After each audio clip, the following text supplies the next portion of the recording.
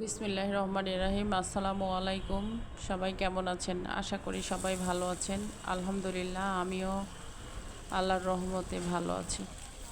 তো আজকে এখানে সন্ধ্যার বিকেলের নাস্তা আর কি, সন্ধ্যার নাস্তা বানাবো। তার জন্য এখানে আমি নুডলস রান্না করব। সেজন্য এখানে প্রথমে আমি একটু মুরগির মাংসগুলা সতে করে নিচ্ছি, একটু ভেজে নিচ্ছি আর কি।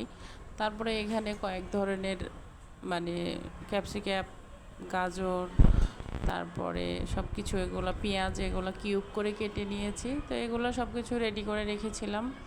তো এইটা চুলাতেও দিয়ে দিয়েছি। তো প্রথমে আমি মাংসটা একটু ভেজে নিয়ে একদিকে রেখে দিয়েছিলাম, সেটা তো দেখতেই পাচ্ছেন বা দেখতেছেন। তো আমি এই উপকরণগুলি সবগুলি আর কি একত্রে করে এগুলো সব ভেজে নিলাম। 2টা ডিমও ওইভাবে দিয়ে দিয়েছি। তা এখানে নুডলসটাও আগে সিদ্ধ করে রেখেছিলাম পানি ঝরার জন্য।